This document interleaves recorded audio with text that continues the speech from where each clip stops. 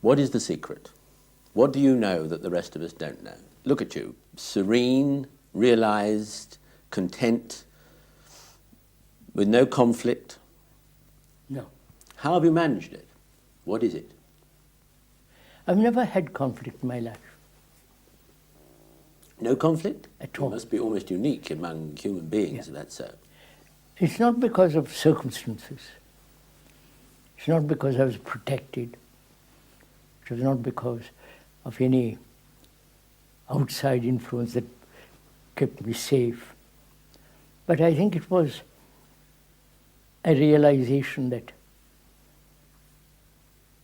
conflict destroys not only the mind, but the whole sensitivity of awareness. The ultimate goal, if you can put it that way, is to find that which is completely sacred, totally uncontaminated by thought. But thought, as it is limited, as it is conditioned by knowledge, which is never, never complete under any circumstance. So thought, when one realizes thought has its right place, then psychologically you don't build an image about oneself, about anything. You see facts as they are. One has to be light to oneself. Go on. And you cannot possibly depend on anyone. You cannot have light from another. It cannot be lit by whoever it is, God or by saviors and Buddhas. It cannot be handed down to another. One has to be totally, completely alive to oneself. It doesn't mean selfishly. Well, do you mean then that none of us needs any of this teaching handed down to us, that we can all discover these things for ourselves? I'm sure, it is certain that every man is the story of mankind. Obviously.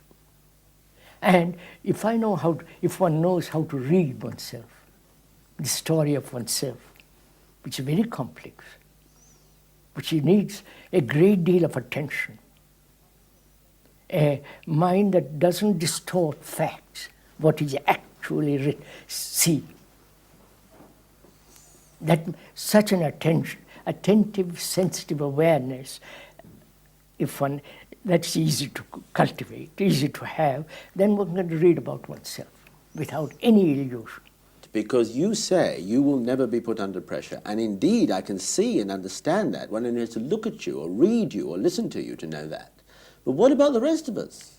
How do we get out from under this burden? If we all say we won't be under pressure, we all are under pressure all the time. No, we won't be. How can we refuse it? Why how can we live in the real world? The job is waiting for us. We're going to be late. We've got an appointment. That brings up whether society can be changed. Well, cannot society be changed? No, whether society can be changed. Yes. The communists tried it. The socialists are trying it.